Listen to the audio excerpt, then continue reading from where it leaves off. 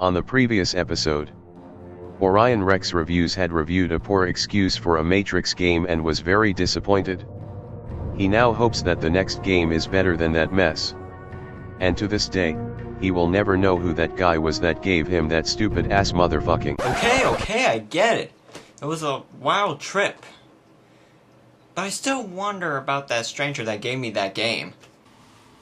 I honestly don't understand why he would give me something like that out of nowhere, especially when I didn't know anything online. And I know for a fact that he looks so much like a YouTuber that I know. Shit. Francis, do you hear me? Call it off right now, he's on to us! Anyway, in the last video, I covered everything that existed in Enter the Matrix, and gave it a score of 17 out of 40. Now the only questions that remain are, is Path of Neo better than Enter the Matrix? And is it replayable? Well, we're gonna find out in today's review. Now, before I begin, I have one thing to say. Remember in the last video I covered the gameplay, the story, the design, and soundtrack?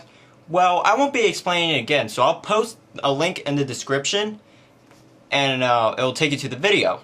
But otherwise, let's get this review on the road. Now, unlike Enter the Matrix, the story is more focused on the main protagonist, Thomas Anderson, also known as Neo. You could tell because, well, for one, obviously his name is literally in the title in the front of the case, but it's also because the cutscenes are actually clips from the movies. And the in-game cutscenes were written and directed by the Wachowskis, who created the Matrix trilogy. Some of the in-game cutscenes and levels are either not part of the same premise of the movies, but brings in new things that adds more to the plot, or they are part of the movies, but just added extra content to make the levels longer. For example, the majority of the first few levels after the office level, it shows Neo's training process. They even added bosses in the game, but that's for later. There's really not much to explain for the story, since it pretty much covers the entire plot of the trilogy. Because it is basically all Matrix films with added content, I'll give it a 9 out of 10. Some of you are probably thinking, why not a 10? Well, I'll explain it later, because something happened in the story that I found very disappointing. Alright, let's get into the gameplay. I want to start off with the first thing you do first once you start a new game. You will have the option of picking the red pill and the blue pill. Those who have seen the movie knows that you are supposed to take the red pill. But they never knew what happens if you take the blue pill, so let's find out.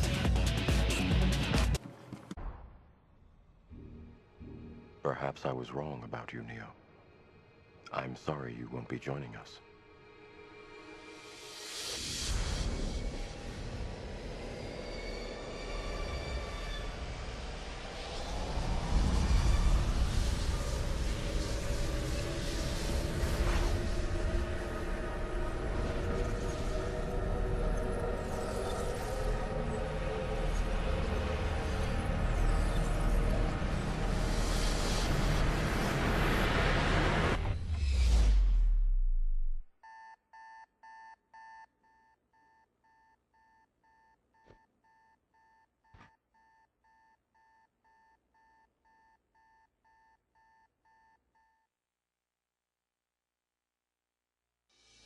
Okay, that's interesting.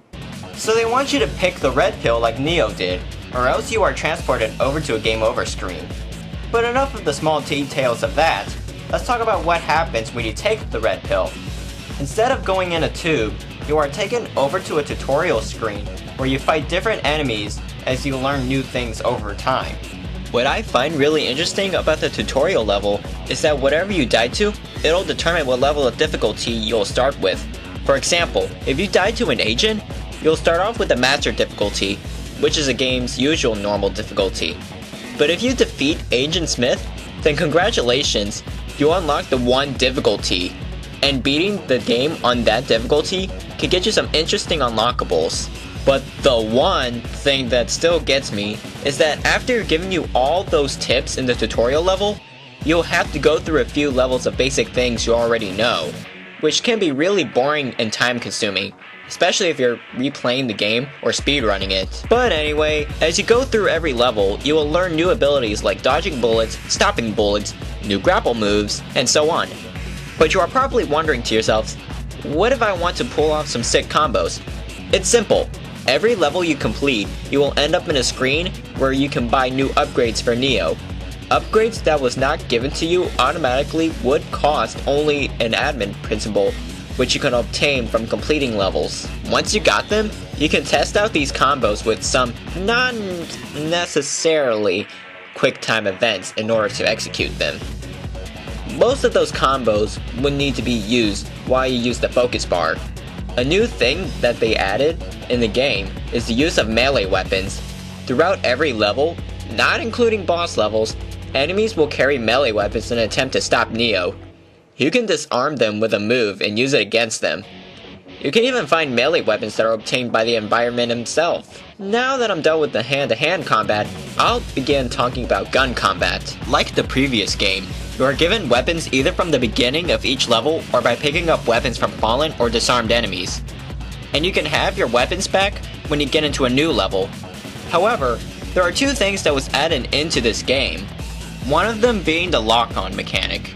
Unlike Enter the Matrix, where the game would lock on enemies for you, you would hold down your lock-on button to aim your guns at your targets. It doesn't make sense for developers to have that, since it wouldn't be fun for a game to take control of the aim for you, and it would add sense of realism. The other thing that is different from the last game is what I like to call the preparation phase. What I mean by that is you would finish a level with the remaining weapons you had, and you would go to a new level with the same weapons. Well, except that in some levels, you won't have preparation phases every time. To make this sound less confusing, in certain levels, you will not start out with any of your previous weapons you obtained. Then after that, unless the level allows you to pick up guns or start out with one, you will not start with anything. But when there are other levels that... You know what? How about we have this clip here show you? Game. But the game itself is my creation. I am the one with the power here. Behind these doors, you will find the path to your friends. Each door brings you a little closer to your lover.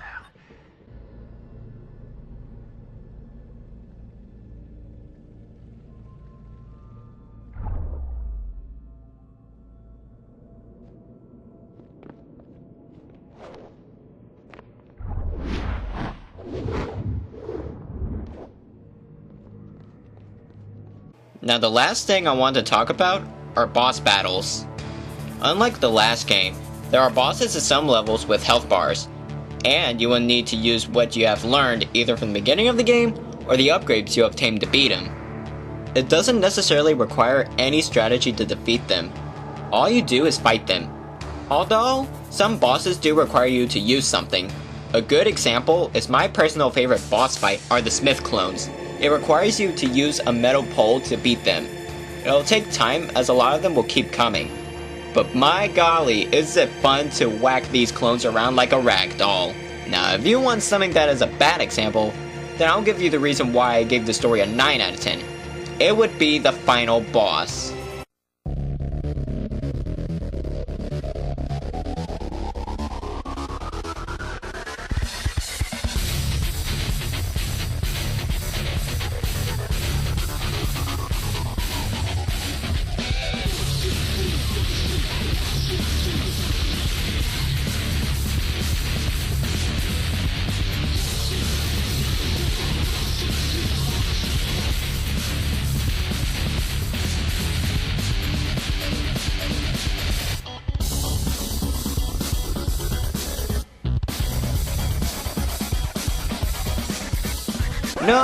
No, not that one. That one is pretty good. This is what I'm talking about.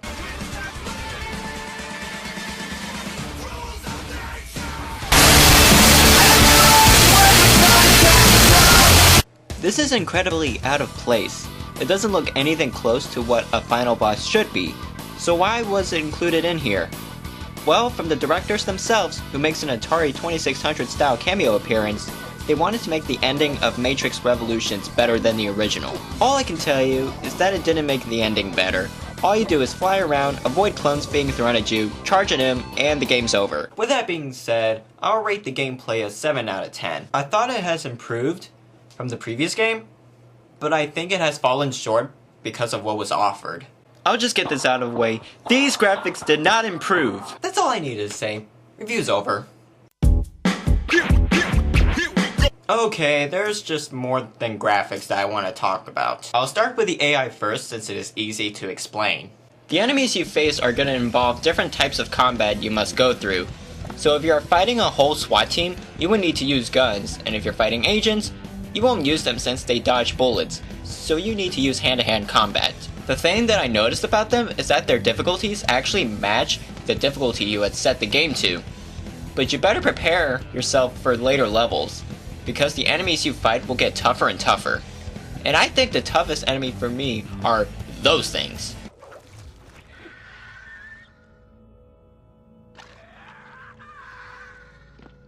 Jeez! They look like if they are trying to win a horrifying costume contest to be Alien Ant Farm's mascot. But I think that's it for the enemies. I want to talk about the presentation now. I really love the choice of settings they put into the game. They took exactly what was from the movie and made it playable in the game. But there were some questionable things like the ants. But the thing I really enjoyed are the in-game cutscenes. Sure, the graphics aren't good, but the presentation makes up for it. But what doesn't make up for the design are the bugs and glitches galore!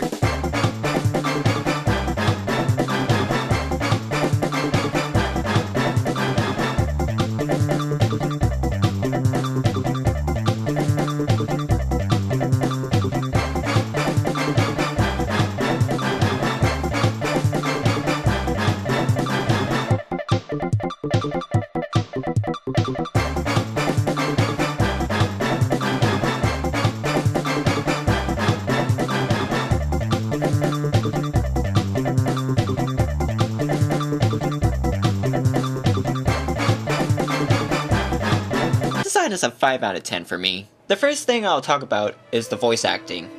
You probably noticed that Neo's and all the other characters' voices are not the same actors. I don't know why they didn't bring back any of the original actors to voice their characters. It's nothing that I mind too much, it was only something that I wanted to point out. The only actor that did stay was Lawrence Fishburne, who played Morpheus. But aside from that, the voice acting is fine. It sounds better than Enter the Matrix voice acting, I'll tell you that. And the last thing that I also don't need much explaining is the music. Like Enter the Matrix, most of the music is just basically Matrix music. I mean, what else do you expect Queen to play during a cutscene? Oh wait. I've taken my bows and my curtain calls.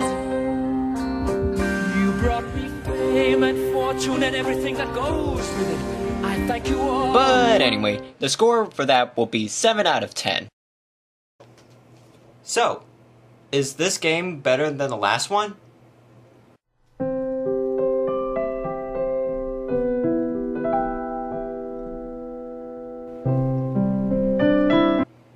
If you excuse me, I gotta do something really quick.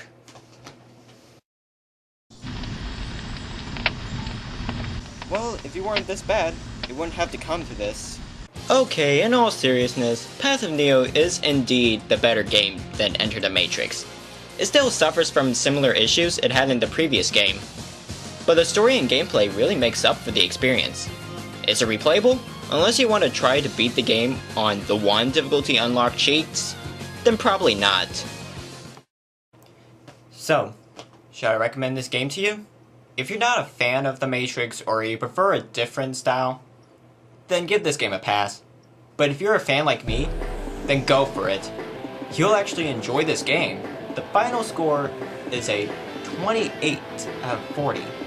Now, if you excuse me, I gotta get rid of the remains of Enter the Matrix. See ya.